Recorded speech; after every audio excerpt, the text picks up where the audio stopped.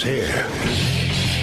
Now, broadcasting from the underground command post, deep in the bowels of a hidden bunker, somewhere under the brick and steel of a nondescript building, we've once again made contact with our leader, Mark Levin.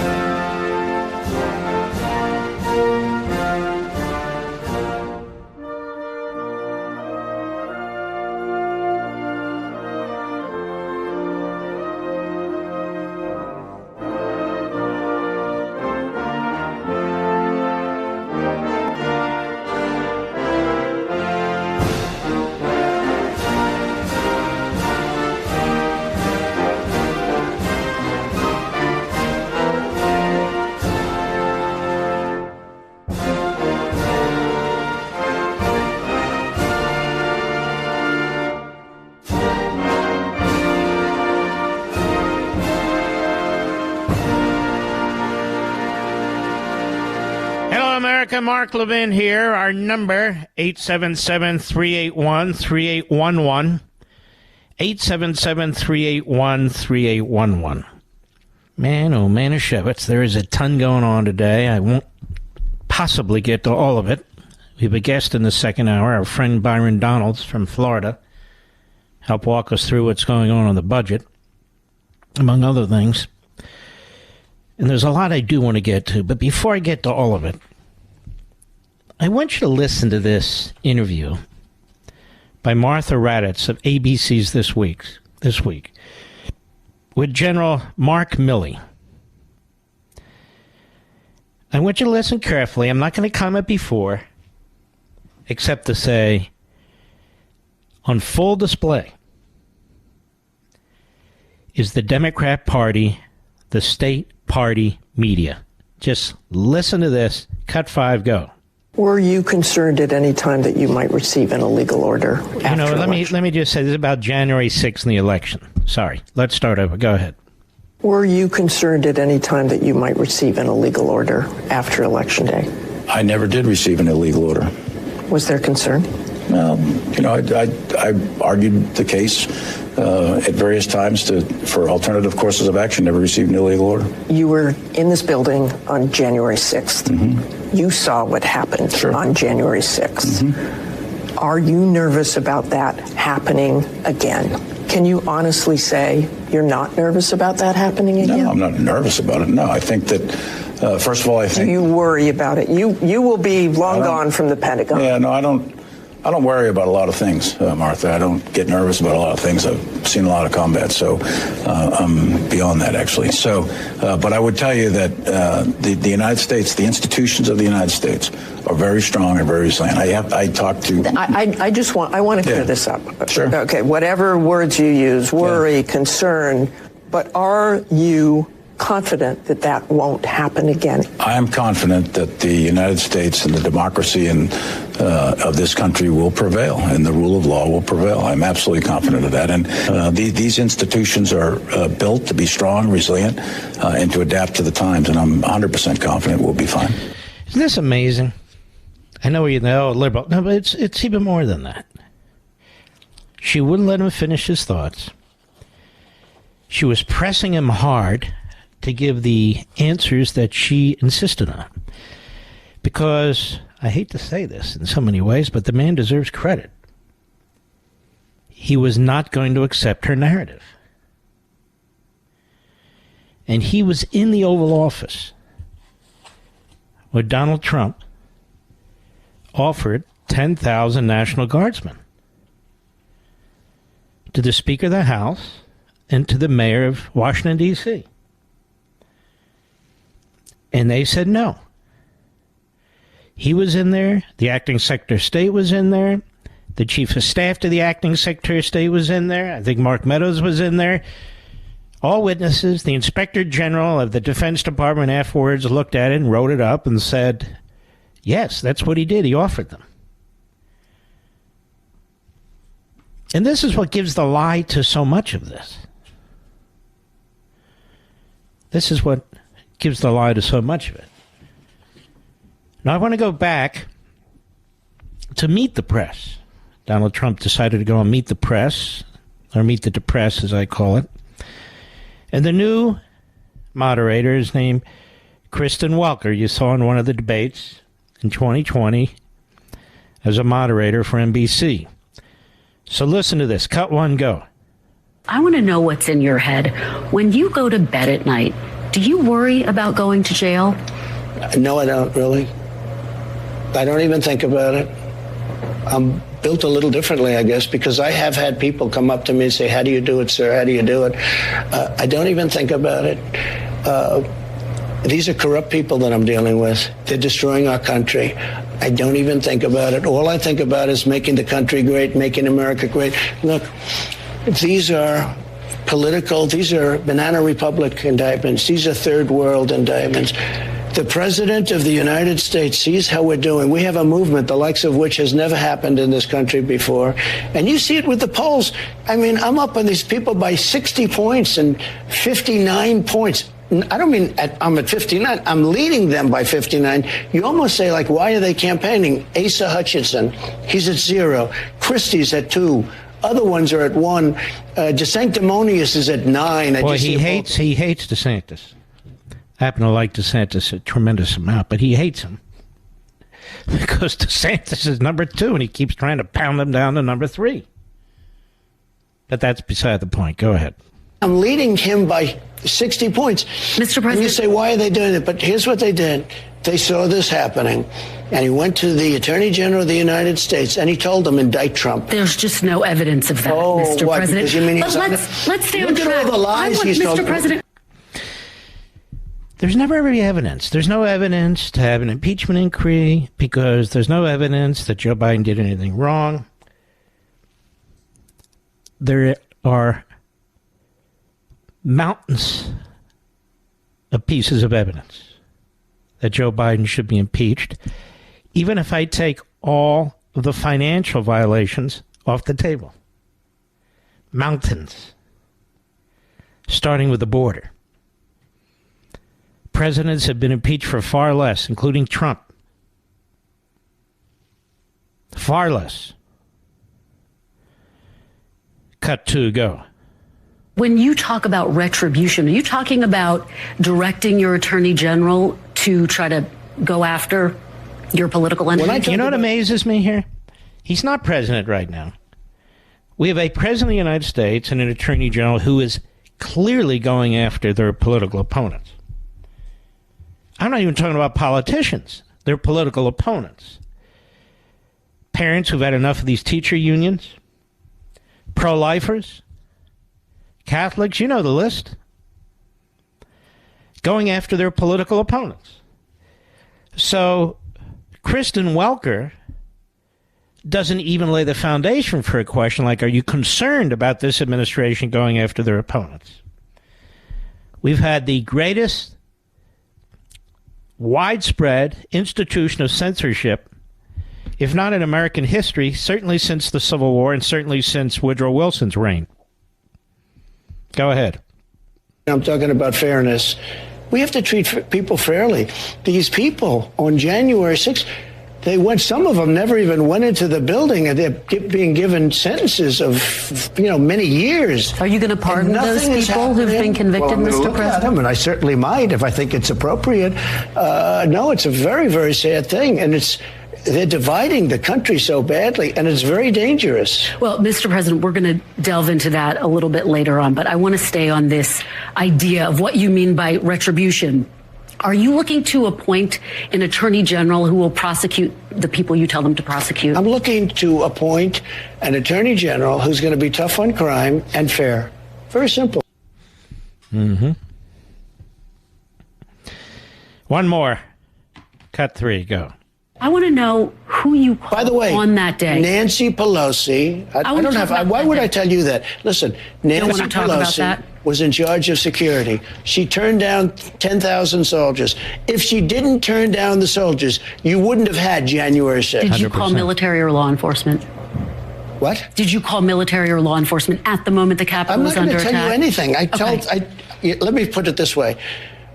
I behaved so well. I did such a good job. Nancy Pelosi turned down 10,000 soldiers. If she didn't do that, but and now Nancy I understand. Pelosi doesn't have the authority that you have as commander-in-chief, though. Listen to me, Kristen. Listen to me. Stop a second. You see, I played Millie first for a reason. Because they're pushing propaganda. I'm playing this now for a reason. Nancy Pelosi doesn't have the power to call out the military. Remember when he was thinking about calling out the military when our streets were burning, when people were being murdered and maimed? Remember what the media said then? Remember what the general said then? The insurrection will be Trump's. Remember all that? When the White House was under attack? Because the generals weren't in any mood. And the Secretary of Defense had no intention of calling out the National Guard to stop any of this. Period. Now she wants to know why he didn't call out the National Guard or federal law enforcement on that day.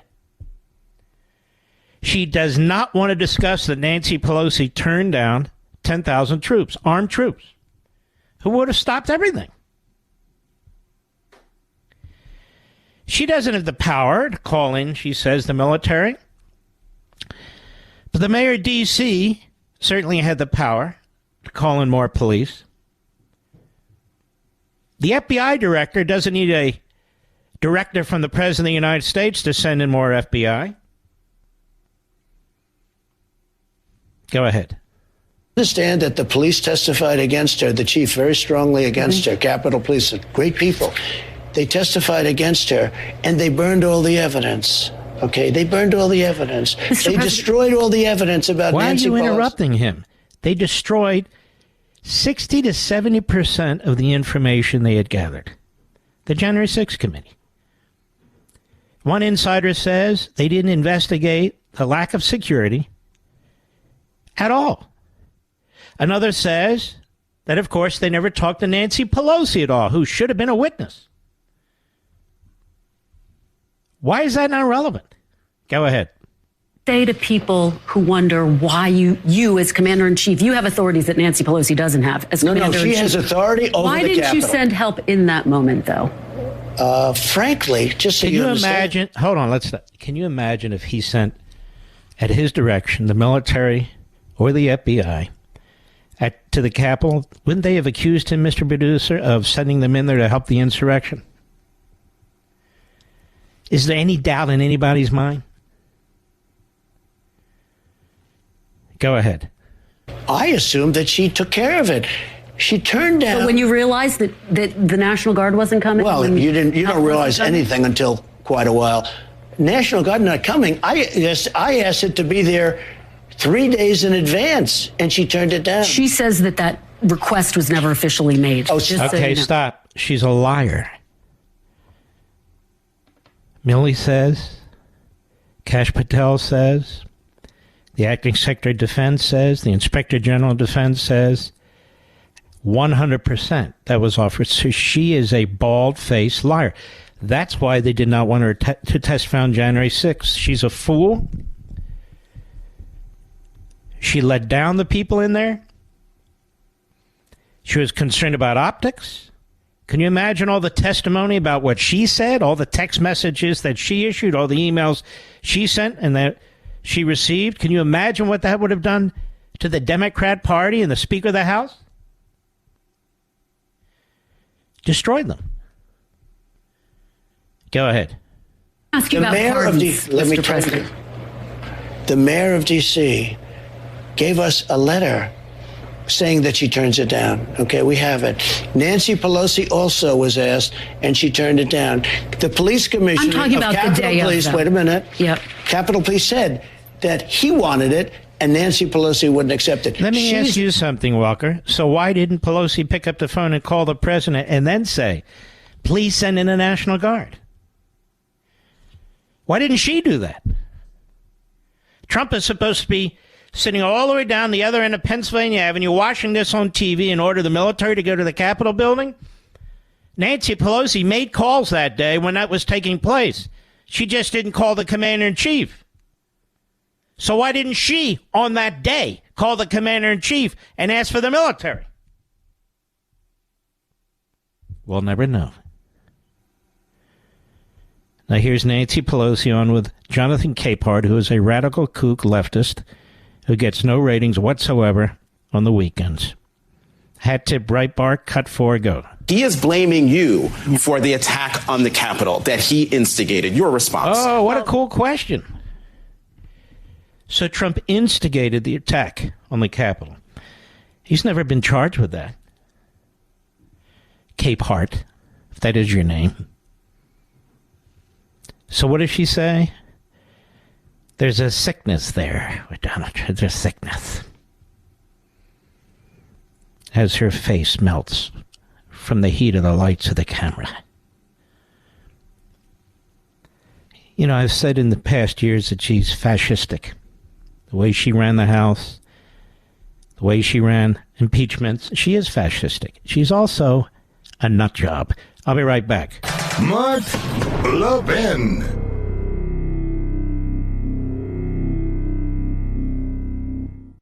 You know what helps me sleep well at night? Physical gold. I'm concerned about what the Biden administration is doing, and I've decided to learn more about gold IRAs to help me diversify. Did you know you can buy gold for your IRA or 401k? Gold can't be tracked like digital currency. No one has to know what you're buying, and there's no way to print more. My best resource for gold IRAs is Augusta Precious Metals. Their track record is no less than phenomenal. Learn why thousands of Americans are getting gold IRAs as part of their retirement portfolios. And you need to contact Augusta Precious Metals and get their free guide. I'm serious. Text Levin to 68592. Again, text LEVIN to 68592. Levin to 68592, or go to AugustaPreciousMetals.com. That's AugustaPreciousMetals.com. Text date and message rates may apply. Performance varies. Consult your financial professionals before making investment decisions and get risk disclosures at AugustaPreciousMetals.com.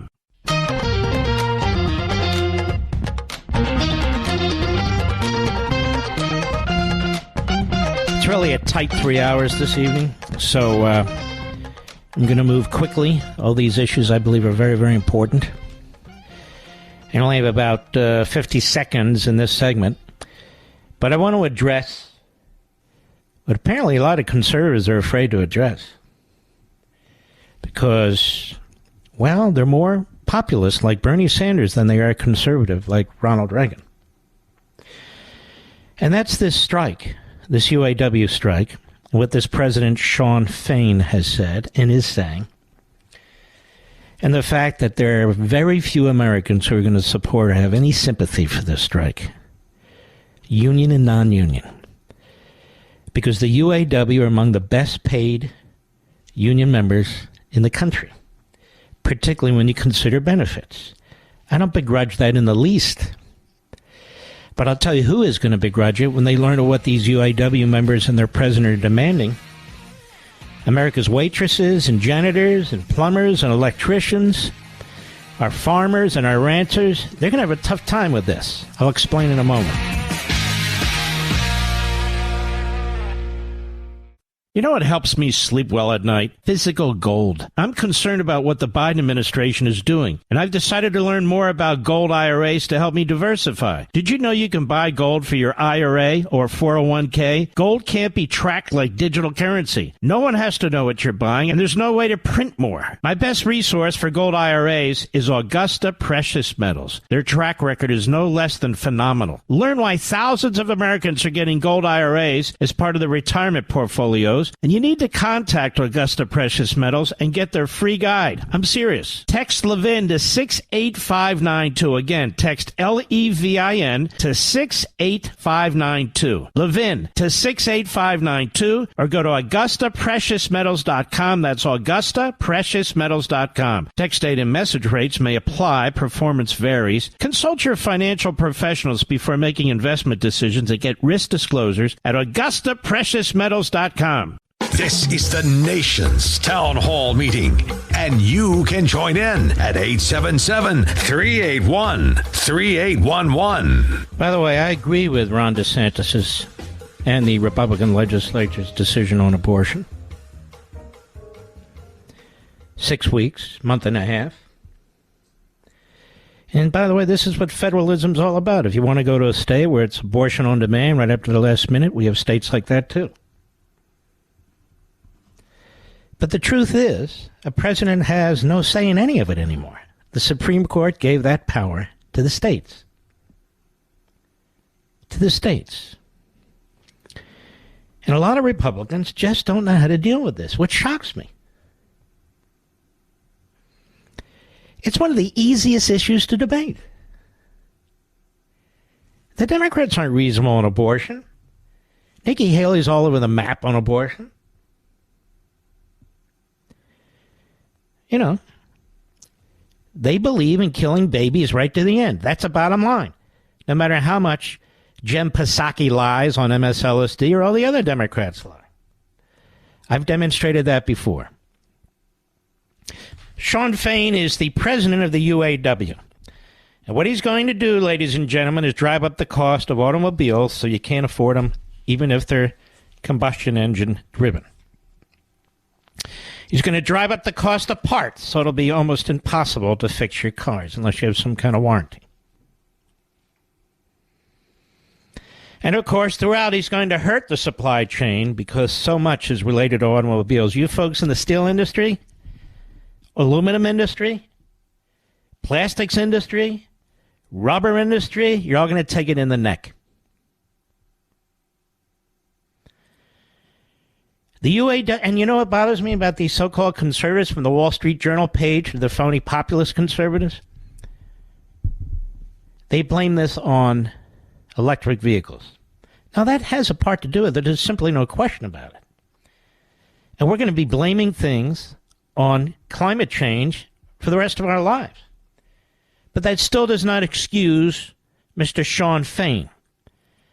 Nor does it support the idea that UAW members should receive a 40% salary increase over a 4-day work week, 32 hours. So they're not going to cut anything. They're going to get paid as if they're working a 40-hour week, but a 32-hour week with a 40% increase plus better benefits. Now, maybe some of these so-called populists and conservatives don't get out very much, but I get out a lot. And when I talk to people who are breaking their asses in their jobs, waiting on tables, landscapers, so many other people getting dirt under their fingernails, they're the ones who are going to be hurt the most. Why? Why? They get nothing like the UAW members get. Well, they should join a union. No, that's not how it works. So 94% of the private sector should join a union. This union, the UAW? I don't think there's a cop, a firefighter, any man who's part of these public sector unions like that, these kind of increases. And then this is used as a baseline for other unions. Well, they're getting that over there. So in the end, like in all other things, the American consumer, the American taxpayer, is ripped off, is punished. This used to be understood among conservatives. I understand President Trump's considering going to one of these places where they're striking. That would be very, very poor advice. Very, very poor advice. Multi-millions of Americans are going to be harmed by this. And they're going to hold politicians accountable. There is simply no justification for these kind of demands, this kind of a shakedown. None. I want you to listen to the Marxist language that this guy Shawn Fain uses. It's like Mises said, and I have it in the book. We're all Marxists now. We all talk like Marxists. We all think like Marxists. Well, tell me about this one. Margaret Brennan on Deface the Nation. Cut 14, go. You're asking for 36% pay raises, our reporter just laid out there. Stellantis 40%. said they've offered 21%. What are you expecting out of tomorrow's negotiation with them? That seems forward movement. We've asked for 40% pay increases, and the reason we asked for 40% pay increases is because in the last 4 years alone, the CEO pay went up 40%. They're already millionaires, right. you know. So stop there. Is that persuasive to anybody? Now, why is this not persuasive? Why is this Marxist class warfare stuff not persuasive? These companies have shareholders. There is nothing, I repeat, nothing stopping shareholders from organizing and having a CEO who they think is overpaid fired. It's happened before. The shareholders have basically no say over the negotiations that take place and the contract that is signed should there be a 40% increase for a 32-hour week. That's number one. Number two, by this kind of logic, everybody at Microsoft should be given $100 billion, Mr. Producer.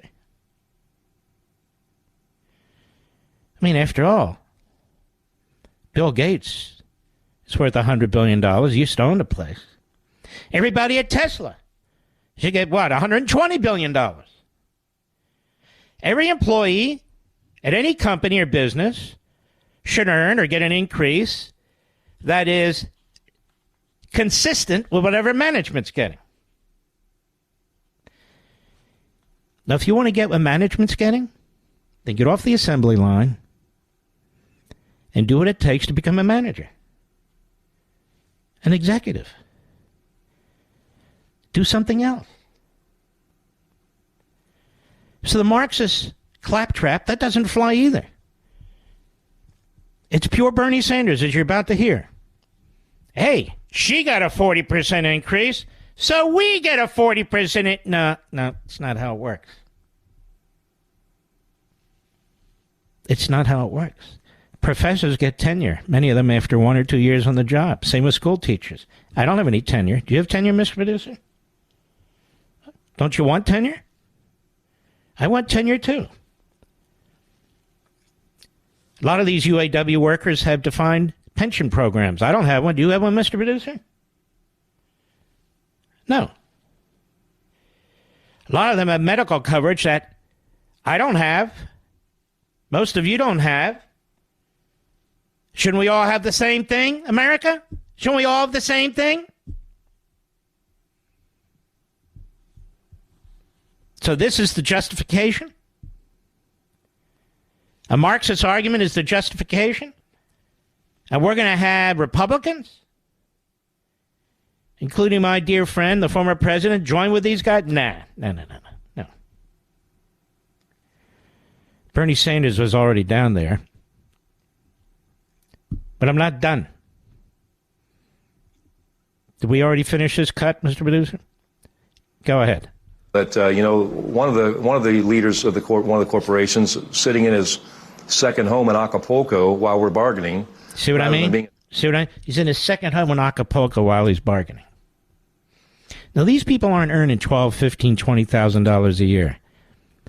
You put in some time, you're doing very well. So now this is the test.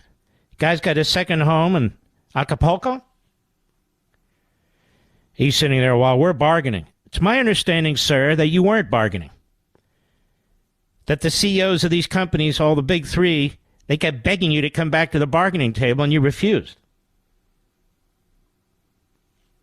Go ahead.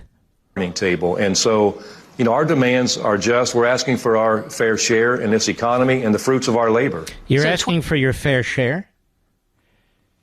How about the fruits of the labor of people who are trying to buy an automobile? They're the one. Here's the problem. Companies don't exist to pay union members.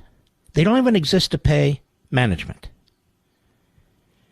Companies cease to exist if that's the mindset. Companies exist to serve you, Mr. and Mr. America. You. You're not at the bargaining table. So when demands are made, and if they're met in any substantial way, prices skyrocket. And so when a consumer, you, the American people, are treated this way, you know what's going to happen? People are going to buy more foreign cars. That's what they're going to do. Because they're striking the big three. People are going to say, you know what? We went through the 70s with the automobile industry. We helped build it back by purchasing their products as good Americans. They had to improve their products, you know, to compete with the Japanese and German cars. Remember all this? And now you know what people are going to say? I don't give a damn where this is made. If the UAW doesn't give a crap about me, then I don't give a crap about them. And so people are going to buy cars that are made by foreign companies. Why shouldn't they act in their best interest when you hear this guy popping off and saying, hey, our CEO makes this, it's fair share. We do. Your response to them is, okay, fine, fair share. Fair share. Whatever that means. Go ahead. 21% is a no-go for you. It's definitely a no-go, and we've made that very clear to the companies. Look at the arrogance. Yeah, 21%, that's just too much. We want our 32-hour work week, but we want to be paid for 40 hours, and a 21% increase is a no-go. How many of you are getting a 21% increase out there? This is one of the greatest shakedowns in modern history. Bernie Sanders is all in. Doesn't that tell you something? Here he is on with fake tapper, cut 16, go. This push from the UAW for a 4-day work week, is that a negotiating tactic, or do you see that as the future of labor in the U.S., a 4-day work week? Well, I'll tell you what I think, and thanks for raising that question, Jake. We are looking at an explosion in this country of artificial intelligence and robotics. And that means that the average worker is going to be much more productive. Now, there's a man who's never worked a private job in his entire life. You know, Bernie Sanders, the average man, as you call them, also has to purchase a vehicle. Also has to pay for maintenance of a vehicle. The average man in this country, there are many more average men in this country than average men who work as UAW workers. They have to live with this result, too. And we have millions and millions of people who do not earn what UAW workers earn. Now, that's the way the cookie crumbles, I understand. But if Bernie Sanders is going to make the argument that this is all well and good and this is for the worker, no, it's not for the worker, it's for the UAW. There's a lot of workers out there who are union members, too, who are not members of the UAW. Go ahead. To increase significantly. The question as a nation that we have got to ask ourselves is who is going to benefit from that increased productivity? I'm so sick and tired of this Marxist bull crap. You have no idea. I am so sick of it. If Bernie Sanders is right, we would have had a communist revolution from the bottom up and the middle out a long time ago. Not a communist revolution from the top down that we're dealing with today, but from the bottom up. The proletariat would have overthrown the bourgeoisie as Marx had predicted. But even Lenin and Gramsci and Alinsky knew that wouldn't happen in the United States. But Bernie Sanders is an old red. He's a Marxist through and through. And so he wants you to believe that we're going to have all this new wealth as a result of artificial intelligence, and it's only going to go to the rich. The rich. The fact is, the overwhelming amount of money that is possessed in this country is possessed by the broadest number of people in any country on the face of the earth. When you go in a grocery store, you're shopping with billionaires? When you purchase a car, you're buying with billionaires?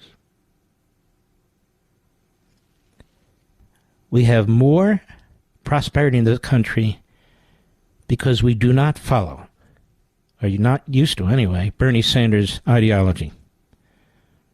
What the UAW is demanding here is going to hurt a lot of working poor and middle-class Americans in 1,000 different ways.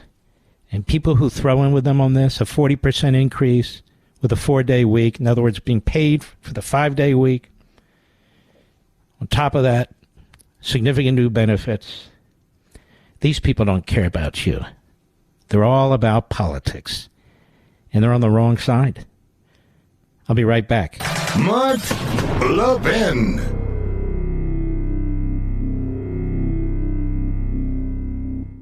You know what helps me sleep well at night? Physical gold. I'm concerned about what the Biden administration is doing, and I've decided to learn more about gold IRAs to help me diversify. Did you know you can buy gold for your IRA or 401k? Gold can't be tracked like digital currency. No one has to know what you're buying, and there's no way to print more. My best resource for gold IRAs is Augusta Precious Metals. Their track record is no less than phenomenal. Learn why thousands of Americans are getting gold IRAs as part of their retirement portfolios. And you need to contact Augusta Precious Metals and get their free guide. I'm serious. Text Levin to 68592. Again, text LEVIN to 68592. Levin to 68592, or go to AugustaPreciousMetals.com. That's AugustaPreciousMetals.com. Text date and message rates may apply. Performance varies. Consult your financial professionals before making investment decisions and get risk disclosures at AugustaPreciousMetals.com.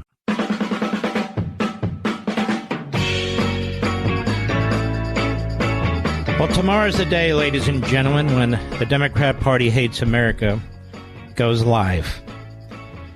Really, tomorrow it's really midnight. And you can order it online. And tomorrow you can show up at your retail bookstores if you happen to be at one or you want to go to one.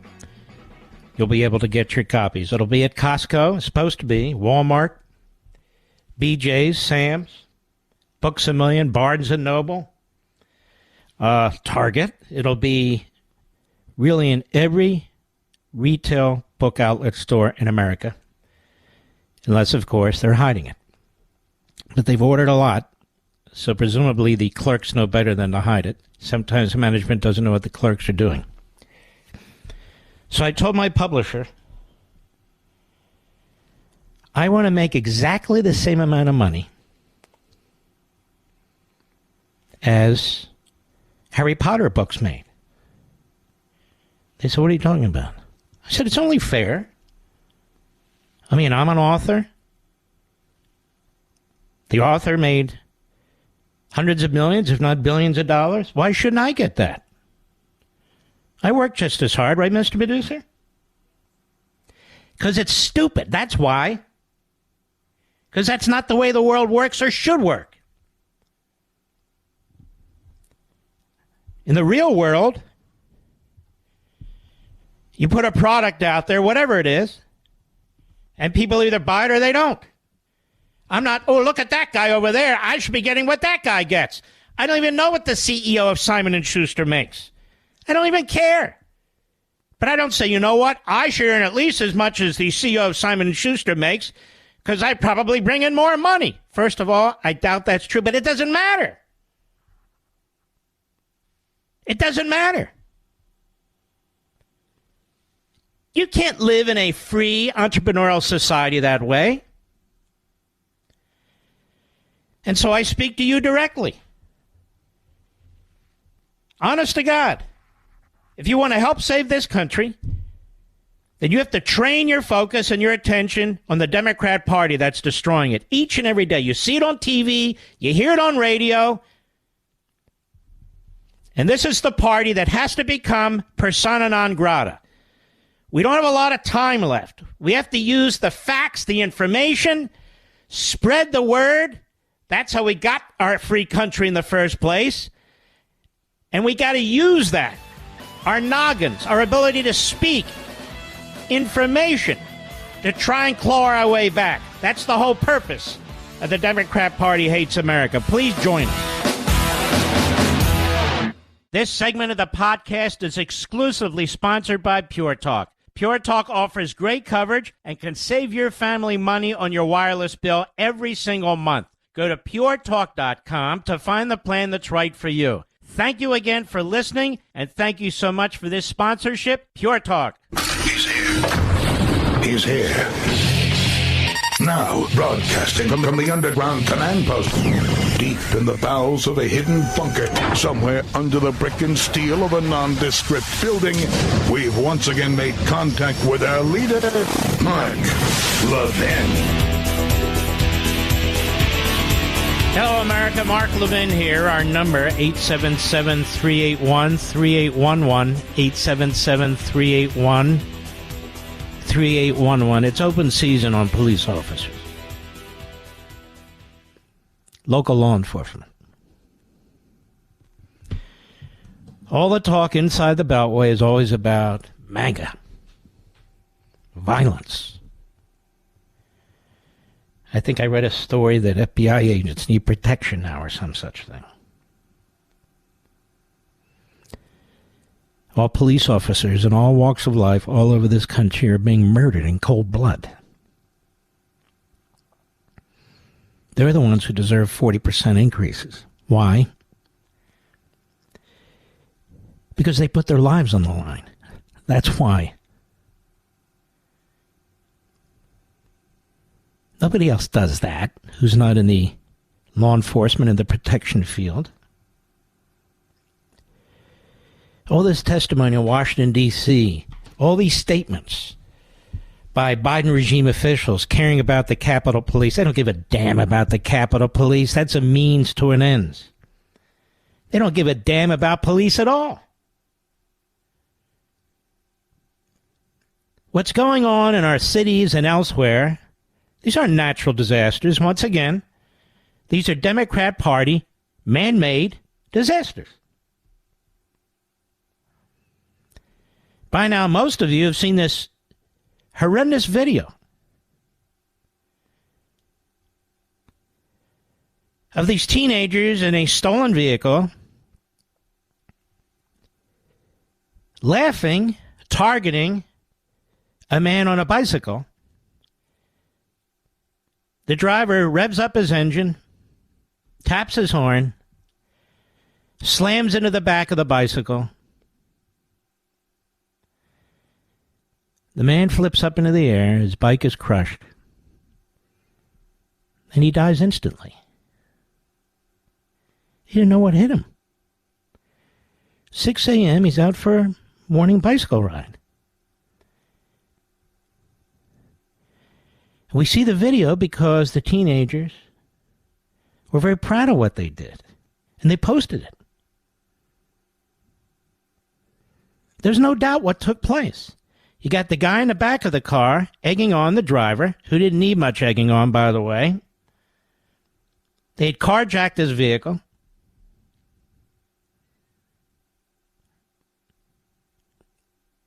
Now, what kind of people do such a thing?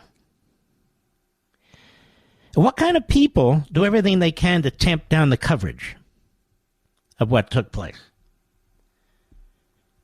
Probably the same kind of people who 85 years ago and beyond covered up the Holocaust.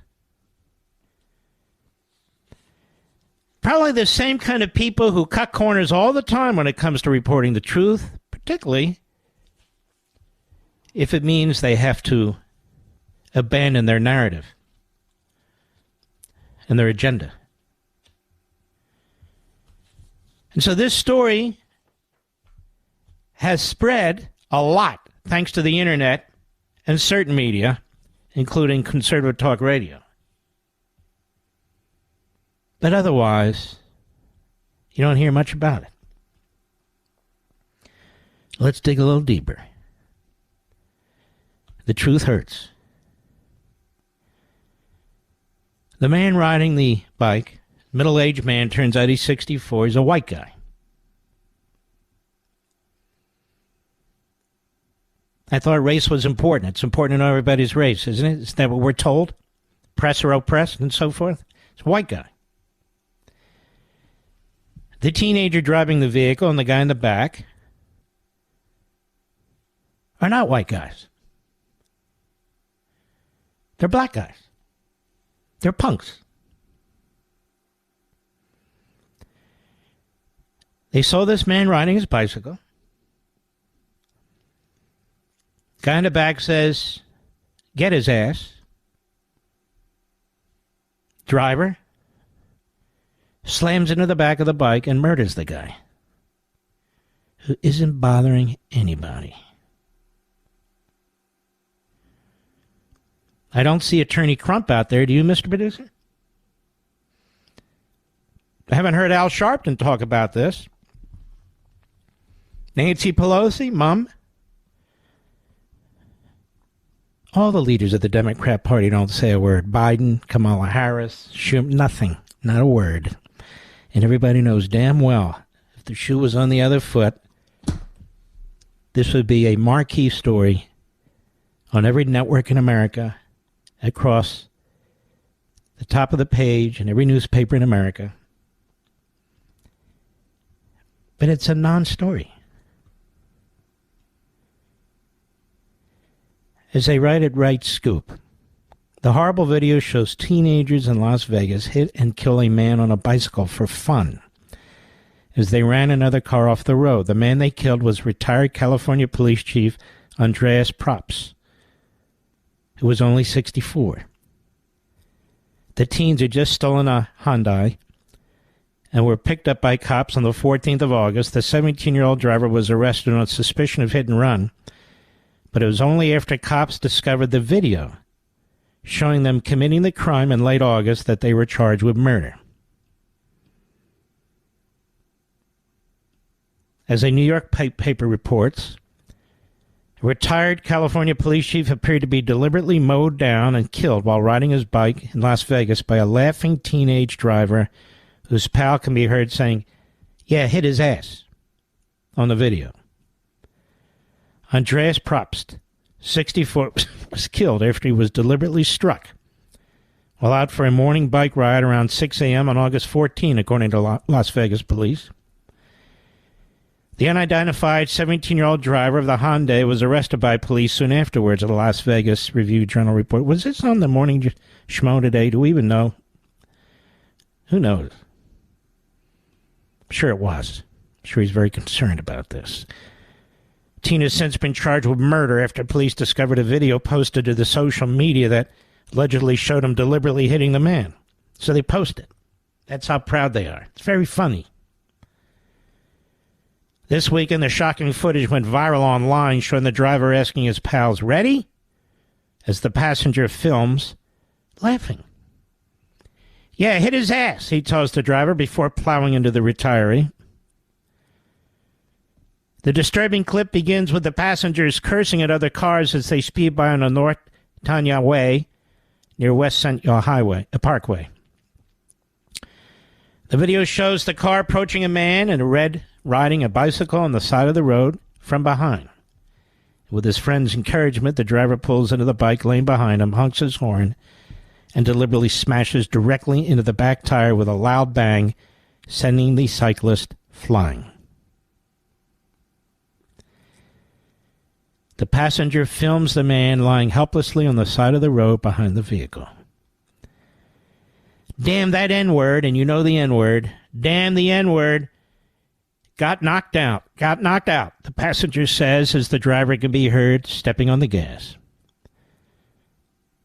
Probst was taken to the University Medical Center where he was pronounced dead. The 17-year-old was arrested the same day as Probst's death on suspicion of hit and run. He was later charged with murder because of the video. Though the date the charges were set was not clear. Passenger in the back, it's not clear what's happened to him. The former cop had moved to Sin City after he retired as a police chief in Bell, California in 2009. So did I mention about the deputy sheriff who was murdered, who was sitting in his car, minding his own business? Murdered. I think it was yesterday. They're shot where he sat.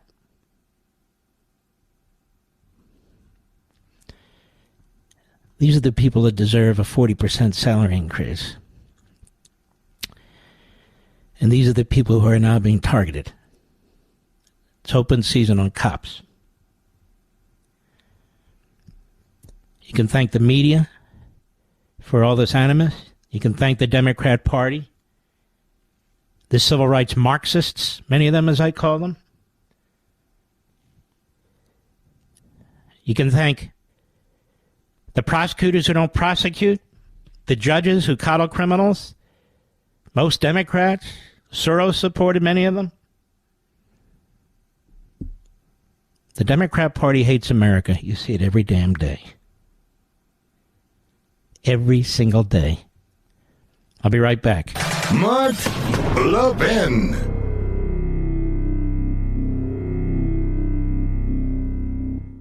Is your cell phone in desperate need of replacement? You know the signs, right? Short battery life, so you have to have a charger on hand. Cracked screen that gives you glass splinters. Ouch. It's time to put that old phone to rest and upgrade to a new 5G Samsung Galaxy from Pure Talk for free. Get a free 5G Samsung Galaxy with 2-day battery life, edge-to-edge display, and ultra-strong Gorilla Glass when you sign up for Pure Talk's unlimited talk, text, and 15 gig data plan for just $35 a month. Plus, it comes with mobile hotspot. Get all the data you could ever need for half the price of the big carriers on America's most dependable 5G network. Make the switch to my cell phone company, Pure Talk, today. Just dial pound 250 and say Mark Levin for your free, super durable 5G Samsung Galaxy when you switch to Pure Talk. Dial pound 250, say Mark Levin. Pure Talk, simply smarter wireless. I want to thank my buddy Shawn Hannity. He really is a buddy, you know. Interviewed me for a full hour, 4 p.m. this afternoon. I was on with him on Friday on his program as well. We're going to be doing more. We're scheduled to be on with Pete Hegseth, scheduled to be on with Maria Bartiromo, who is a very nice, kind lady. We're going to be on Fox and Friends tomorrow, including with my buddy Kilmeade. And that'll be, I'm just looking quickly, folks, sorry, 8:30 to 8:50 a.m. We'll be on with a whole bunch of shows. The first show will be O'Connor and Company on WMEL, but I'll be on many, many affiliates. We have a lot of friends out there. We'll be on a number of podcasts, typically the larger ones. I'll be on my dear friend Bongino's show, KRLA in L.A., obviously, and Kilmeade's radio show as well. You know, Mr. Producer. Well, now we have our dear friend, Byron Donalds, with us. Congressman, how are you, sir? Doing good, Mark. How are you? I'm doing great. Now, we're going to start here, and then I need to take over the other segment, if I may. What is going on Capitol Hill? I understand you've tried to advance a fairly and solidly conservative proposal on the budget, and tell us about it and what's going on. Well, what we've been able to negotiate with some of the members on the moderate side of our conference, some of the members of part of the Main Street Caucus, is a short-term spending cut. It will be an 8% cut to all the agencies. It would leave DOD and our veterans with what they need to continue their missions. And it would secure our southern border. It would actually pass H.R. 2, our border security package, into law. And so basically what it does is it puts the fight about border security squarely in the middle of government funding and a shutdown. It makes the president and the Senate decide if they want to fund the government and secure our border, or if they want to shut the government down and not secure our border. And you're saying you were able to negotiate this with some of the moderate Republicans, so you have that kind of a significant unity in behind this? Well, I think what's happened is you have a lot of members, regardless if they're more conservative America First members, or they're more moderate members who see the border as such a disaster for our country. The fentanyl killing our people, the migrants flooding our cities, the border completely unsecure, the cartels having control of a portion of our country, and they're fed up with it. And then you have the other issue where, look, we're running a $2 trillion deficit. Fitch Ratings just downgraded our debt, and they want to try to do something. So what we've basically kind of agreed to is, well, let's cut the agencies at least some as a stopgap measure while we continue to work on the appropriation bills in the House to further cut spending and to further get rid of these crazy policies put in by Nancy Pelosi, Joe Biden, and I will add, Mitch McConnell in the Senate when they signed off on that omnibus deal before in the last lame duck. So at least somebody now, you folks, have united around this proposal, which does cut domestic spending and puts the border right out front, that we need to deal with it immediately. Are you getting opposition for this? Yeah, we have some opposition in the House from some members who are in the Freedom Caucus. And look, let me be clear about my colleagues. They passionately care about this country, and their view right now is that things are so dire that there's no ability to negotiate something in the House to save the country. So why let the government continue? My view is let's actually try to get some wins on securing the border, and then we can use that to then move into with other Republicans about, going after the Department of Justice and weaponization, going after the ATF and pistol braces, going after all the woke policies in the Department of Defense, going over the woke policies in the Department of Homeland Security, these things that are truly undermining us as a nation. So I think really, Mark, we're having a tactical difference of what's the best way to go about saving the country. So we'll see where it ends up over the next couple of days. And Schumer's trying to jam all you guys, isn't he? He blew off the lid in the last deal as if it never took place. They're holding money needed for FEMA, for Florida and Maui, and so forth as part of this. They're throwing in all kinds of massive new spending and expansion of government, and then they're saying take it or leave it, aren't they? Yeah, that's exactly what they're saying. And Chuck Schumer even said it, I believe, earlier today. That's what he plans on doing. He's already come out and said that even the proposal we're discussing is simply dead on arrival in the Senate. And I think it's important for the American people to understand, and I know your listeners definitely understand, that these Democrats in the Senate and this White House are so diabolical. They truly believe in fundamental transformation, and they simply do not care. So it's important that we have these political fights when they come so people know where Republicans stand, and we fight on every footing possible to achieve success. Byron Donalds, please hold. We want to go back to you after the break. I've got several more questions I want to ask you. Byron Donalds, in many ways, ladies and gentlemen, is the gold standard. I'll be right back. Is your cell phone in desperate need of replacement? You know the signs, right? Short battery life, so you have to have a charger on hand. Cracked screen that gives you glass splinters. Ouch. It's time to put that old phone to rest and upgrade to a new 5G Samsung Galaxy from Pure Talk for free. Get a free 5G Samsung Galaxy with 2-day battery life, edge-to-edge display, and ultra-strong Gorilla Glass when you sign up for Pure Talk's unlimited talk, text, and 15-gig data plan for just $35 a month. Plus, it comes with mobile hotspot. Get all the data you could ever need for half the price of the big carriers on America's most dependable 5G network. Make the switch to my cell phone company, Pure Talk, today. Just dial pound 250 and say Mark Levin for your free, super durable 5G Samsung Galaxy when you switch to Pure Talk. Dial pound 250, say Mark Levin. Pure Talk, simply smarter wireless. Mark Levin, the thunder on the right. Call in now, 877-381-3811. Byron Donalds, you know, I'm a resident of Florida. I spend time in Virginia. I have come to a conclusion about Matt Gaetz that he's not so much a conservative as he is, well, I'm not sure. And I'm not trying to drag you into this discussion, but is he in a battle or a confrontation with you two now? Is that what I'm reading and seeing? I mean, look, Matt tweeted directly about me and what I was doing.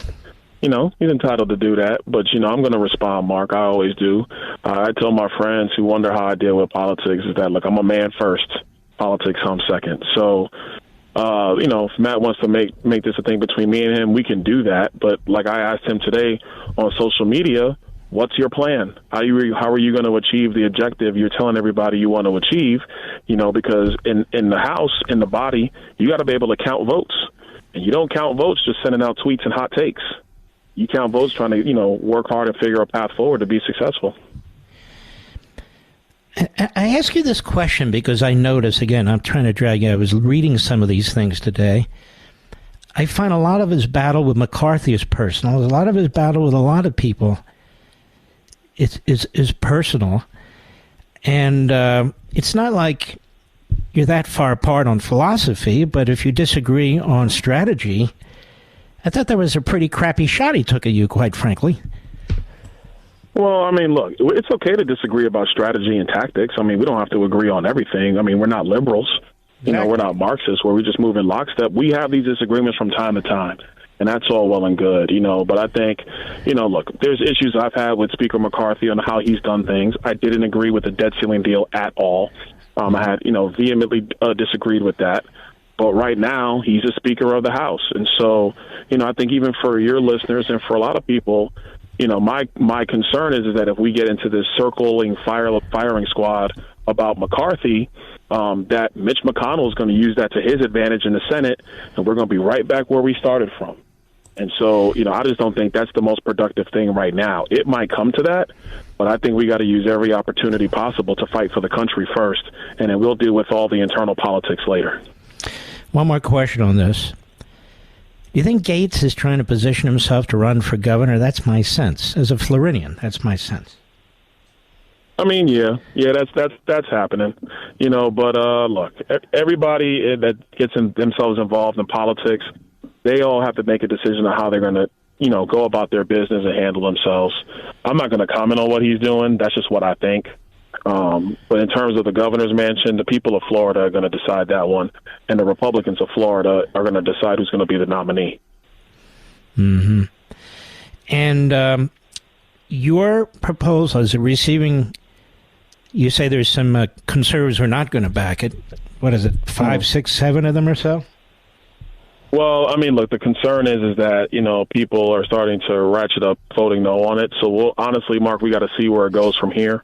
All I'm going to do is just be honest with my members about where they are, where we are, what's possible, what's not. And at the end of the day, they represent their district like I represent mine. But I know that they all care about the country. They want to fight for the country. We want to reverse all this crazy stuff that Joe Biden has done. I just think that having internal Republican fights about this stuff right now, when we can put Joe Biden on the line. And let me say this. Joe Biden is the first president in the modern era who has no control over the bully pulpit, Mark. Even his own staff don't want him near the bully pulpit. Mm-hmm. They play elevator music to get him off the stage. We've never seen anything like this. And so if you're telling me that we can't win real political gains against this guy, then what are we doing on Capitol Hill, Mark? And that's my overall concern. Yeah, you're in trouble if that's what you're doing. How about on the McCarthy side? Are they sort of receptive to this idea? Yeah, they're receptive to it, and they've kind of, given me and a couple of the other members room to try to figure some things out. And, even when it's going to come to having to figure out the appropriation bills, I think we have a group of people that are willing to try to figure out a way to get to something that can pass, that we can work from there. Look, there's going to be some things that they're going to want to do, Mark, that I'm going to just say absolutely not. I'm not supporting. And we've kind of had those conversations already, but you have the people in the chamber. They're the ones who vote, and so you have to try to get them to the most conservative place possible. That's what I'm focused on doing. Chip Roy was on the program last week. He sounded very much like you, by the way, on this. And I said, Chip, here's my problem as a conservative standing back and watching this, who's not involved in Congress. The conservatives are not organized around any positions. In other words, they don't even have the same agenda other than cutting spending. You got guys over here pushing this, guys, and he admitted that was an issue. Do a lot of conservatives see that this is an issue?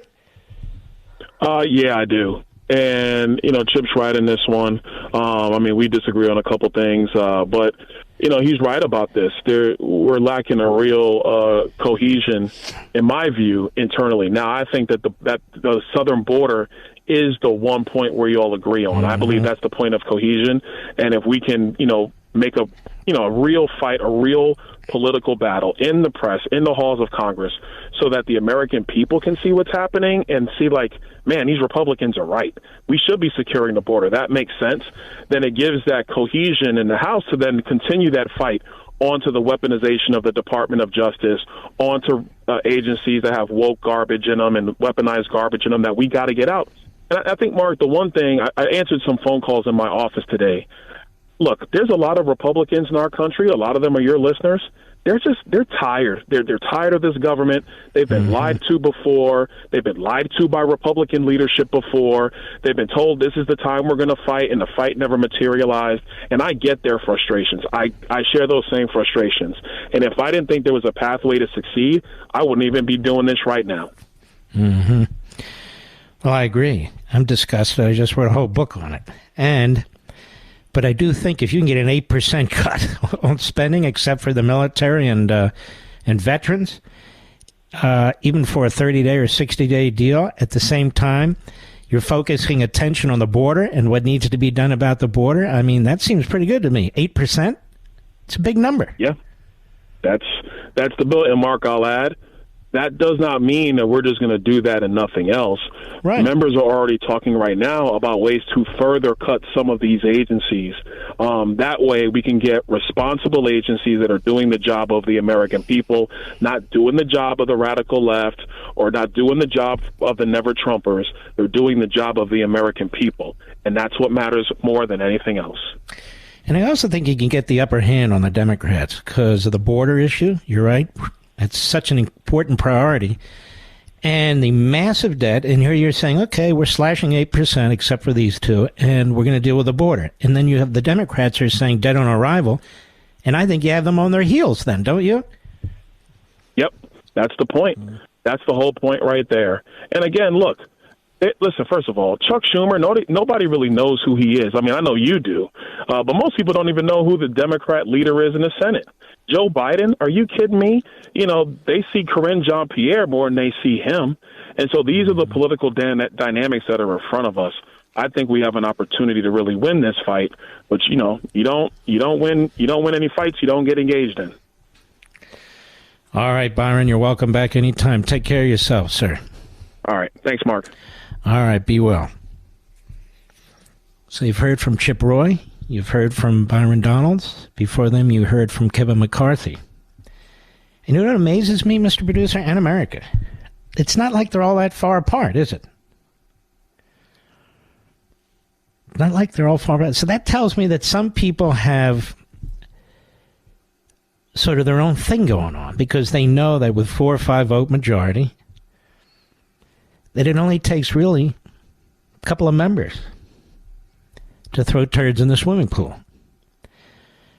Now, if your goal is to bring down the government, let me tell you a little secret. They're not going to be able to do it this way. They're not going to be able to do it this way.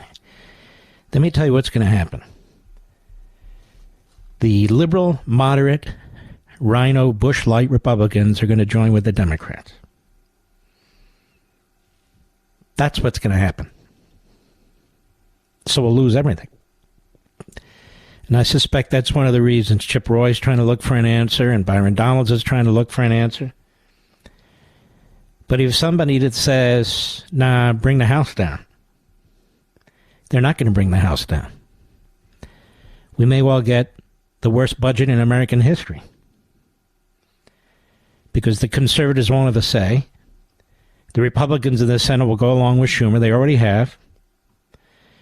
All you need are 6 or 7 Republicans to join the Democrats from the House, and the game's over. And so, you can't be Pickett. This can't be Pickett's charge. Pickett's charge. Let's go get him. Even Pickett didn't want to be part of Pickett's charge. He was ordered to do it. Sounds good. We'll take them head on. We'll split their ranks. And in many ways, it was the beginning of the end of the Confederacy and the Civil War. So if we have stupid people doing stupid things in the name of conservatism, that bothers me a lot. I'm never going to line up behind stupid. And we don't take a second seat, you and I, to anybody who says that this government's out of control. This government is more than out of control. This government is no longer a constitutional republic as far as I'm concerned. But that's not an excuse to give them everything. Will you play the role of Pickett or Don Quixote? I'm not interested in any single politician. I don't care who they are, what office they've been in, or what office they want. I have no interest in that whatsoever. I'll be right back. Mark Levin.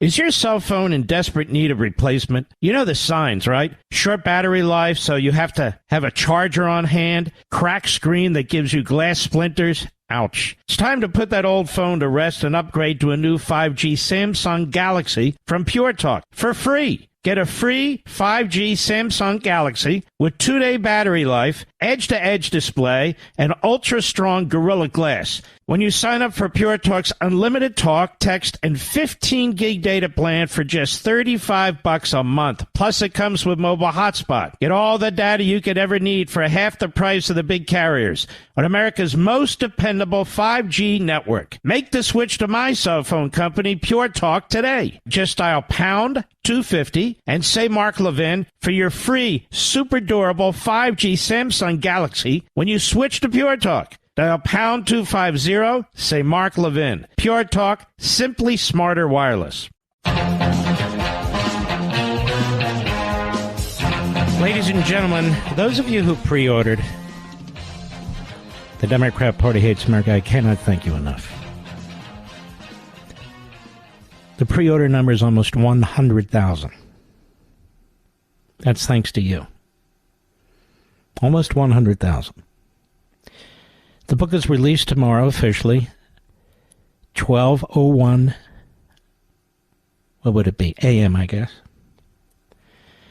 And it'll be in every major retail outlet store that has books in the country, at least it's supposed to, including Costco, Barnes & Noble, Walmart, Books A Million, all the stores. And we want to thank them, as well as the independents. I see it's a 41% off now at Amazon. Some of you got it maybe at 38%. I believe they honor the higher discount number. It's been sitting at number one on Amazon for the last 5 or 6 days. It's thanks to you again. But tomorrow's the big day.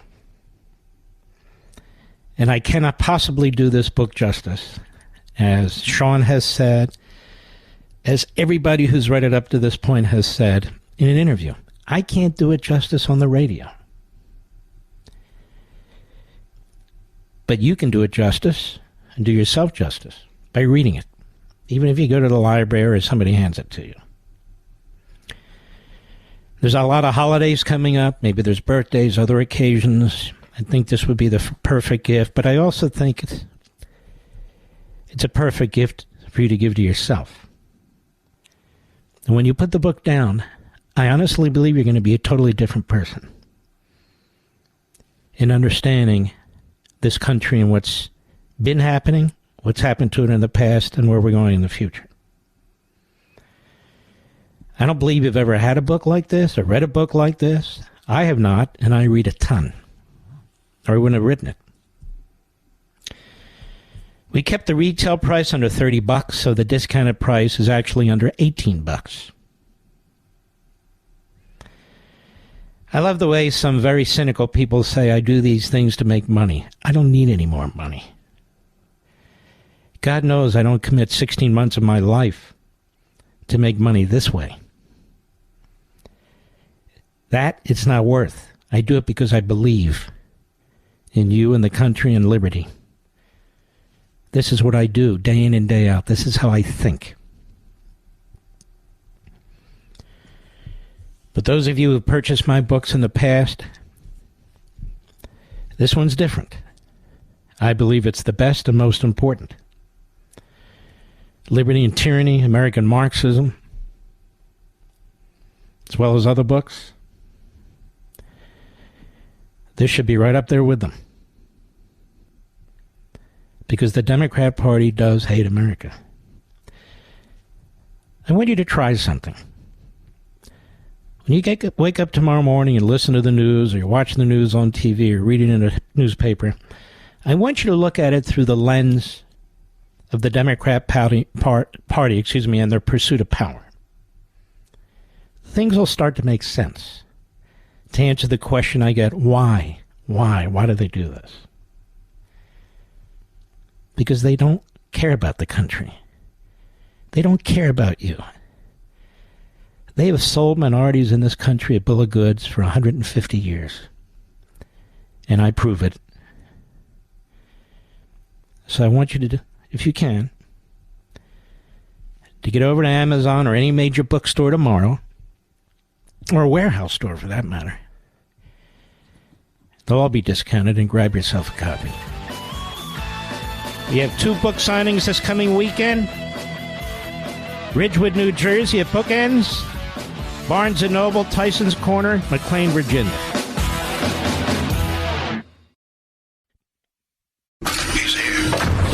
He's here. Now, broadcasting from the underground command post, deep in the bowels of a hidden bunker, somewhere under the brick and steel of a nondescript building, we've once again made contact with our leader, Mark Levin. Hello, America. Mark Levin here. Our number, 877-381-3811. 877-381-3811. Let me briefly read something to you that I think you'll find very interesting. There's an entire school of thought and scholarship, as I write in The Democrat Party Hates America, in which the Marxist ideologues claim that the English language, especially spoken in America, is yet another example of imperialism, which must be upended and replaced with words and language that promote the Marxist ideology. In his book, A Marxist Philosophy of Language, Jean-Jacques Lesseray, professor of English at the University of whatever in France, argues that language is about more than communication. It's more political than communicative. It ties the development of the English language to the interests of feudalism and then capitalism.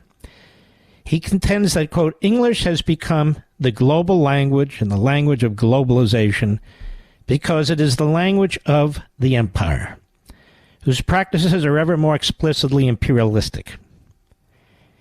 He insists that, quote, language is not only a battlefield and one of the instruments of the class struggle, but also the site and instrument of the transformation of individuals into subjects.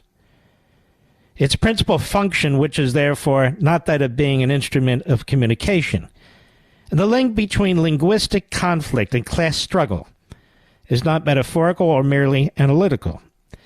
So I write, the English language is the language of domination, he argues, imperialism, capitalism, thereby requiring a break from its historic roots and the application of Marxist ideology to fix it. And I wanted you to know that there's this scholarship all over colleges and universities in this country and in English-speaking countries all over the world that seek to change words, language, thought processes, promote censorship, because it's a Marxist ideology. And it's taking place in our schools today. It's taking place in the public square today. A professor emeritus at Lancaster University in Britain, Norman Faircloth, contends in his convoluted book, Language and Power, the myth of free speech, that anyone is free to say what they like, is an amazingly powerful one given the actuality of a plethora of constraints on access to various sorts of speech and writing. These are part and parcel of more general constraints on practice, on access to the more exclusive social institutions and so forth. So he says language in the English-speaking world comes from feudal lords. Marx would say the bourgeoisie. And this is everywhere on our college campuses, everywhere in our newsrooms. In 1950, in Pravda, the Soviet Union's official so-called news outlet, Joseph Stalin wrote an entire essay titled Marxism and Problems of Linguistics. Now, I read this. It's not like an article. It's a small book. It's an essay. Among other things, Stalin said that, quote, Marxism holds that the transition of language from an old quality to a new does not take place by way of an explosion of the destruction of an existing language and the creation of a new one, but by the gradual accumulation of the elements of the new quality, and hence by the gradual dying away of the elements of the old quality. So I write, from Stalin, we get the gradual usurpation of words and language to accomplish the Marxist ends. And by the way, it's basically plagiarizing Lenin. And like it or not, we must understand that time and again the Democrat Party and its surrogates demonstrate their commitment to this effort. For example, the Washington Free Beacon reports, quote, federal agencies under Biden are using taxpayer dollars to promote so-called inclusive language guides, instructing Americans to abandon common terms like homeless people for left-wing alternatives like people experiencing unsheltered homelessness. The recommendations from agencies such as the Centers for Disease Control and the National Institutes of Health focus on non-stigmatizing language, which means eliminating terms such as inmate and alcoholic from common use. Instead, the CDC advises Americans should say persons who are incarcerated or detained and persons with alcohol use disorder. The NIH Style Guide, meanwhile, advises people to say gender affirmation or gender confirmation rather than sex change. They should similarly avoid the term hermaphrodite and should never misgender someone, I'm quoting them, which is using a word or address that does not correctly reflect the gender identity of the transgender or gender diverse person. Of course, when it comes to conservatives, I point out, Republicans and Trump supporters, let the hate speech fly. Nothing's off limits. But the Biden administration has developed guidelines. I'm just showing you how what's taking place here under the Democrat Party. The Biden administration has developed guidelines and directives to be implemented government-wide that officially change words and language throughout the bureaucracy. Quote, the agency's terms and pronoun lists stem from an executive order Biden signed on his first day in office. They called for a comprehensive approach to advance equity for all throughout the federal government.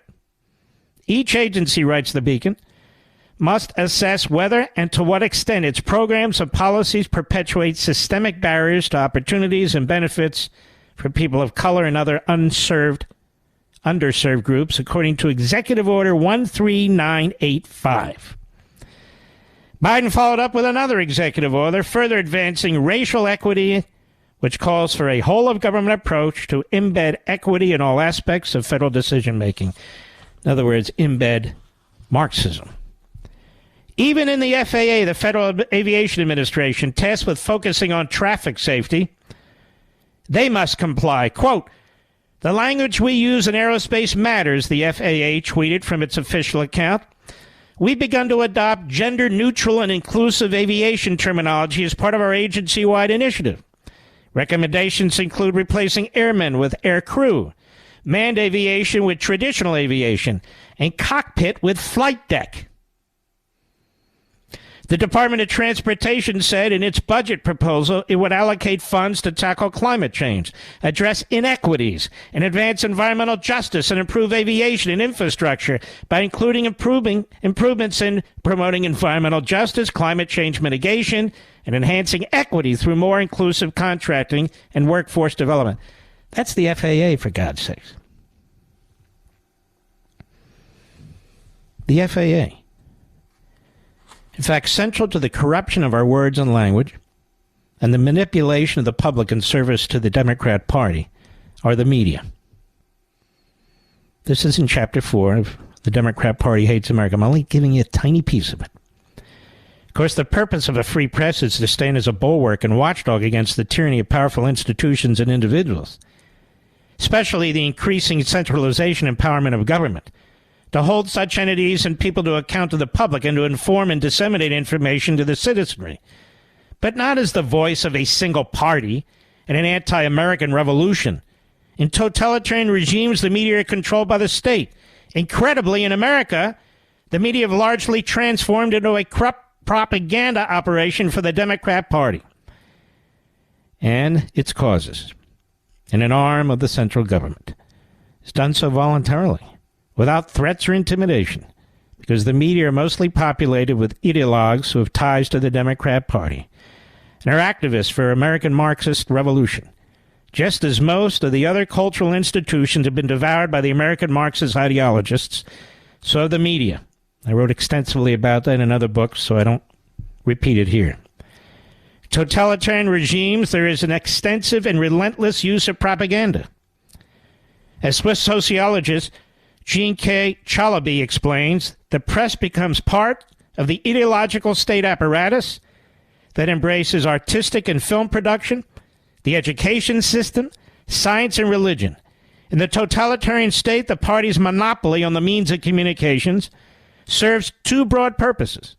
The first is repressive in scope and helps stifle dissent and silent opposition to the party's autocratic rule. Second, it facilitates the transformation of the media into instruments of propaganda designed to indoctrinate the masses. Totalitarian parties engage in vast programs of socialization in order to fashion the new individual that fits in the party's vision of the new order. That's the Democrat Party. It is in many ways a totalitarian party. Regrettably, there are clear and significant overlaps between the media under totalitarian regimes and the American media's service to a single party and its ideological agenda.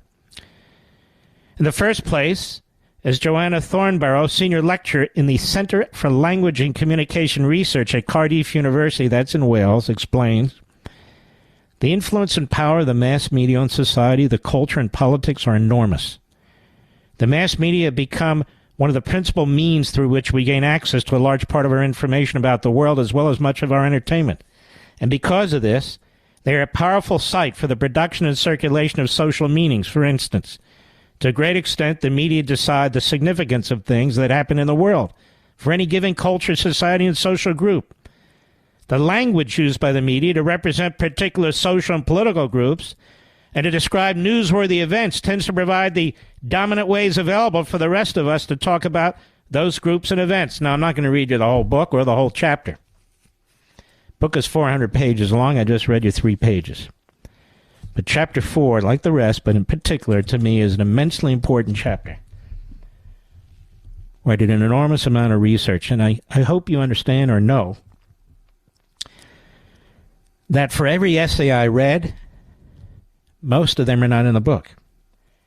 For every book I read, historical book, most of them are not in the book.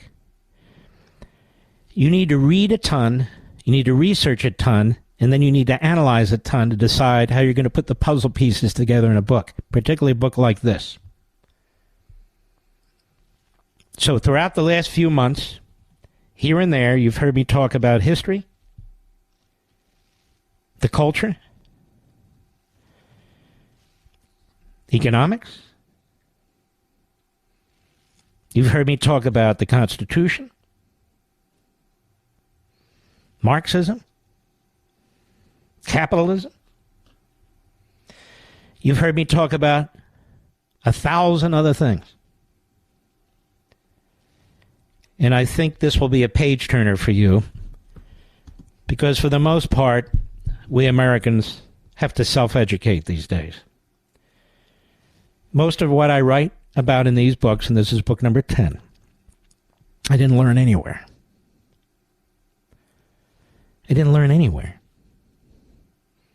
I taught myself. And whenever I can, to the extent possible, I use original sources.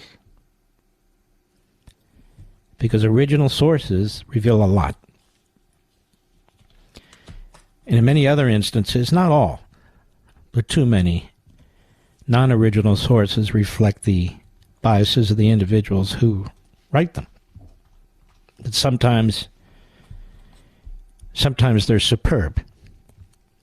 Most of the time they're not. I'll be right back. Mark Levin.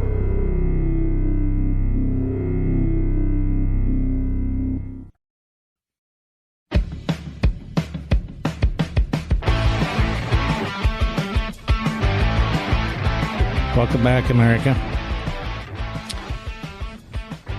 You know, it wasn't that long ago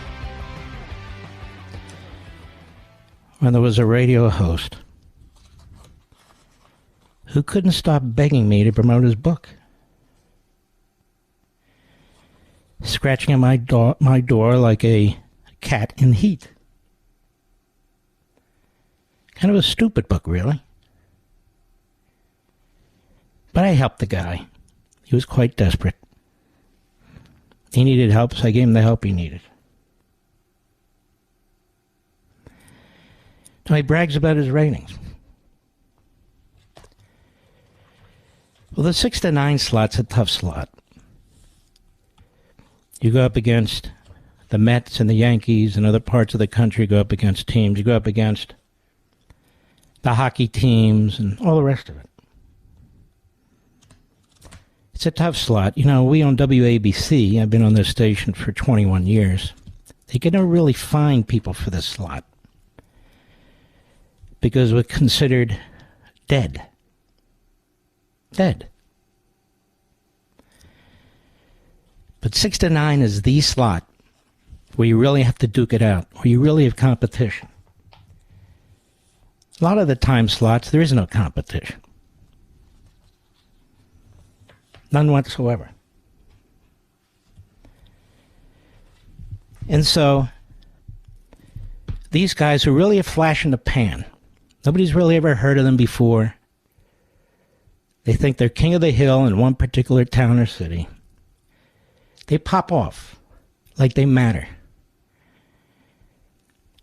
Some do matter. Some are outstanding. Some are clowns. The vast majority are great, and I'm going to be on many of their programs, and I want to thank them all over the country. We have great affiliates here. But some of them think people are actually listening to them because they're entertaining. No, they're listening to them because they're head cases. Because they're burned out. That's why people are listening to them, for the same reason they watch car accidents. Again, not the vast majority of my affiliates, that's for sure. They can't even read a book, let alone write a book. Oh, yes, Mark. Can I come on your program? Mark, can you come on my program? One in particular, and he demonstrates that he has no character, no class whatsoever. And still has no character and no class. It's a mental midget. He's given a time slot, really, that any monkey can do well. Any monkey. But I don't want to put down monkeys. I was told a long time ago, don't shoot down. Don't reach down. Probably good advice, don't you think, Mr. Producer? So do I. I think so very much. But this guy was burned out a long time ago, between his ears and in other ways. He is a clown. And people like to watch clowns. They don't respect them. They're not listening to what the clown says. They just like to watch the clown stumble. But I want to thank all the great affiliates and morning hosts out there. Thank you. We revere you. We appreciate you. You're what makes radio work. You don't climb on the shoulders of people before you. and then slit their throats. I'll be right back. Liberty's voice, Mark Levin. Talk with that voice now. 877-381-3811. What do you think of a guy that trashes the deceased Rush Limbaugh? I don't understand why he was revered. Or trashes Hannity, who's never even bothered this guy. I've seen stupid, cocky people before. In the end, they don't last. Particularly when they have a background, like some of these guys do. They don't last. They just don't. They just don't. They can't. Because they're stupid. So they got to be a clown all day long. Now, I understand that people think this is what works on AM. But I also know that disrespecting your audience doesn't work for the long haul. It just doesn't. It doesn't. I understand jealousy. I really do. I got it. I understand it. But stupidity, well, that comes at birth. That's in your DNA. And stupidity can't be shaken. That's a fact. More later, perhaps. Perhaps not. Matter of fact, Mr. Producer, just for the fun of it, if I decide to use it, would you pull the interview I did with this guy with his book? And just pocket it. Just pocket it. You know what they say about no good deed goes unpunished? Well, if the guy's stupid, well, maybe he should be punished. We'll see. We'll sit on it. But I want to get to bigger things right now. Bidenflation. This is Town Hall. One of the great columnists there is Sarah Arnold. I don't know anything about Sarah Arnold, but she's good. Bidenflation has caused a drastic number of Americans to live in poverty. Since President Biden entered office 3 years ago, Bidenflation has taken a severe toll on Americans. Due to his far-left policies, Americans' wallets have gotten slimmer while the prices at grocery stores and gas pumps have increased. According to a new report just released by the U.S. Census Bureau, the number of Americans living below the poverty level has risen for the first time in years. In 2022, 12.4% of the population lived at or below the poverty level, a stark increase from 2021 when 7.8% lived in the poverty level. Now think about that. When he says, it's working. Bidenomics is working. And the Democrats go on TV and they tell you what a success it is, how the economy is doing great. It's working. 2022, 12.4% of the population lives at or below the poverty level. 2021, it was 7.8%. That is a massive increase. Now, the data also found that inflation surges outpaced the average pay raises of U.S. workers in 2022. Counting for the third consecutive year under Biden, that paychecks didn't go as far as they once did.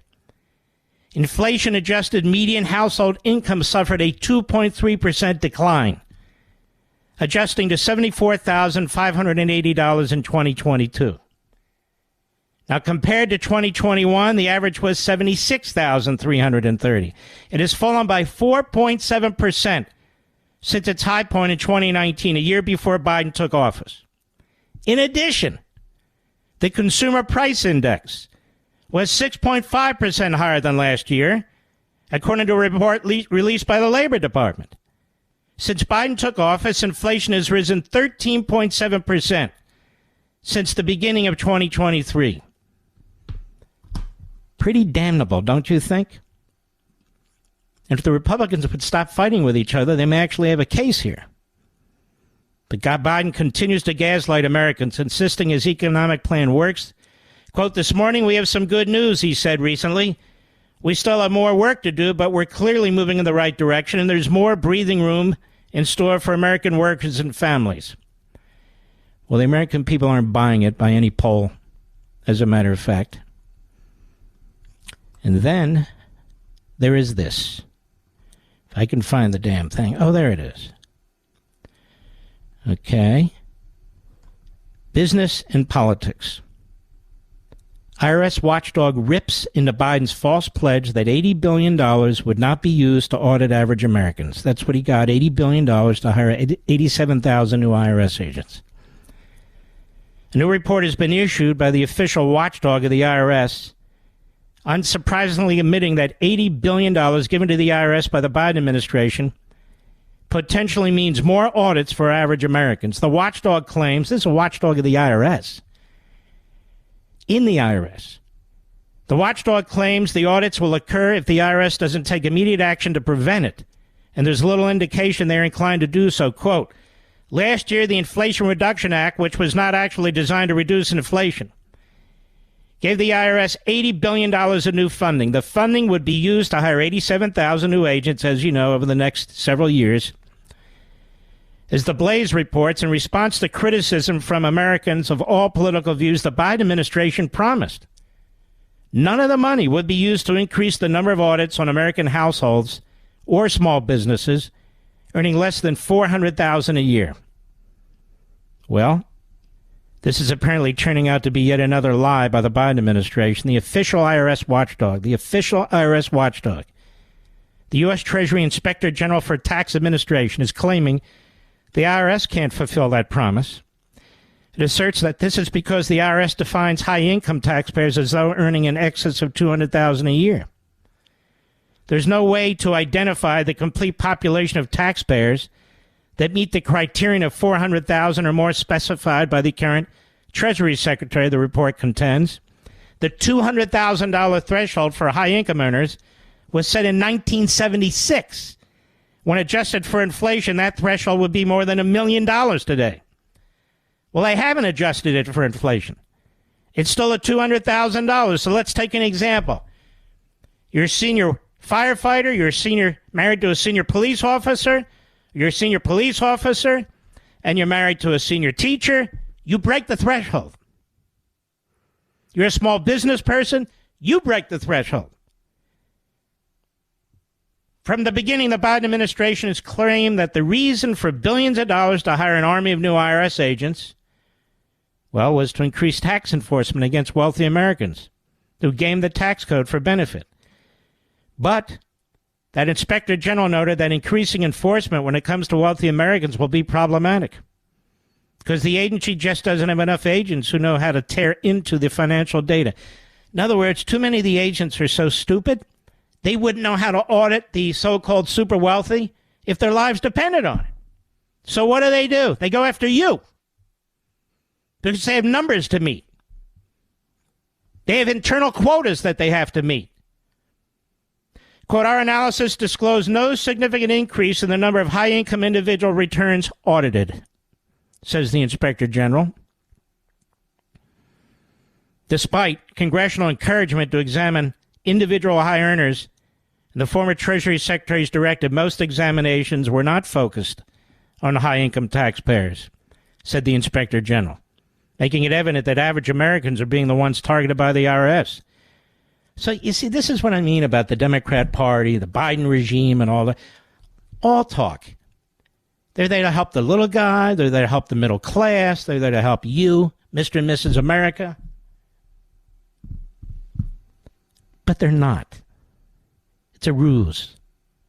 It's camouflage for what they're really doing. They want to so impoverish and dispirit the middle class that you folks will lose faith in your country, in your Constitution, and the rule of law. And they'll keep talking up class warfare. They'll keep talking up Marxist claptrap. When in fact, that's what they believe in. But they blame the system which they've destroyed and are destroying. And the media help them do it. I'll be right back. Mark Levin.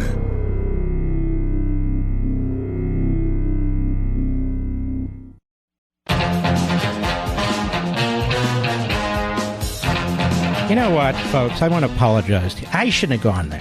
I shouldn't be baited into this stuff. It'll never happen again. Seriously. Seriously. I'm not going to reach down and play basketball with somebody. I'm not going to do it and bounce them on the floor. So that I won't be doing anymore. Unless, of course, I'm really pissed. But my goal is not to do that. Now listen to this. This is what I want to focus. Julie Kelly, one of the greats, who reports on January 6th. Ready for this? Just now.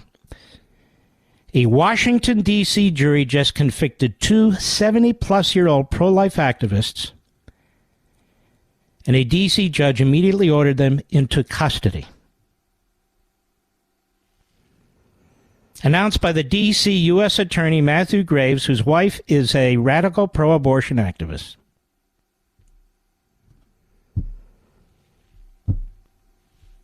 That's what I talk about.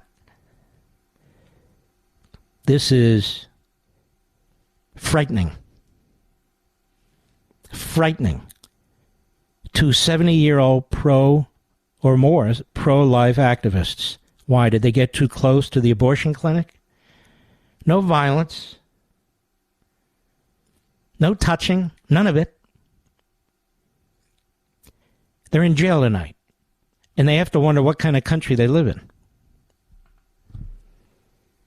They have to wonder what kind of country they live in. By the way, Mr. Badoo, why would a bald guy attack somebody who's being bald? That's what I mean about stupid. And don't get me into the past and what people have done in their past. And don't take me there, Mr. Producer. Don't force me to go there. I really don't want to do that. I really don't want to bother a bald, short guy. I don't want to do it, and I'm not going to do it. I'm not going to be baited into it, Mr. Producer. Keeps prodding me, you know, don't you, Mr. Producer? I can gather all this audio. No, don't want it. Keep it, because the nation doesn't care. We're on the precipice here. Why don't we take a couple of calls, Mr. Producer? I've been doing all the talking today. Who do you recommend? Brenda in Oregon on XM Satellite. Brenda, how are you? Good, and how are you? I don't know. Sitting really here. I'm sitting here as an overrated bald guy. I don't know what to do. I don't know why people listen anymore. I'm so down and out. I just don't know what to do, Brenda. Any recommendations?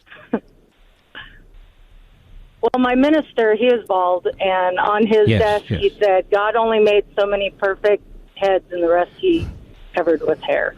I see. Okay, anyway, but imagine a bald guy saying that to another bald guy. Does that not demonstrate stupidity? I think it does. All right, go right ahead, Brenda. His hair. Yeah, who cares? Exactly. I'm really excited about your book. Thank you. Yes, I'm really excited about your book, and I ordered 10 of them so I can pass them out to friends and family. Well, guess what? You're going to get one signed one from me, and I want to thank you very, very much. Oh. You're very, very kind. Make sure you keep that one. Don't give it to anybody. Oh, no, I'm keeping that one. I'm excited. Thank you so much. Thank you, and don't hang up, because we need your address. All right, Mr. Producer, any irregular Americans? Billy in New York, WABC. Billy, how may I help you? Yeah, good evening. How does the recent cash for hostages transfer juxtapose with the Iran-Contra deal and all the investigations that came after it? Yeah, I'll tell you what. Where are all the investigations on this one? I mean, it was basically the same accusation. Where are all the investigations on this one? No, there wasn't. But Ronald Reagan said he wasn't even aware of it, and there wasn't even evidence to demonstrate that he was. But here, Joe Biden is bragging about it. Don't you find that a little strange? You going to answer any of my questions? Back in '87. You going to answer any of my questions? Should there be a joint hearing of Congress to determine how this occurred, like there was in the Iran-Contra case? Should there be an independent counsel who investigates this for 7.5 years like there was in the Iran-Contra case? Should people be prosecuted and go to prison like happened in the Iran-Contra case? I'm more than happy to discuss this with you. That's what happened in Iran-Contra. So you got your pound of flesh. And yet when it comes to the $6 billion given to the Islamo-Nazi regime in Iran now, that's on the precipice of having nuclear weapons, which it certainly wasn't during the Reagan administration, how do you jive with that? How do you jive that? Get off the phone, you idiot. You can't make any sense of anything. Well, there you go. He's not a morning host, is he, Mr. Producer? He could be. Where was he calling from? What part of New York? Just said New York, no identification. Well, ladies and gentlemen, I want to thank you. Tomorrow's a big day, and I appreciate you more than you could possibly know, and I treat you with the respect that you deserve. And that's how you remain on a radio for 21 years. You don't treat the audience like crap. I, on the other hand, am blessed by you, and I appreciate you every single day that I do this. God bless you, and I'll see you tomorrow. Be well.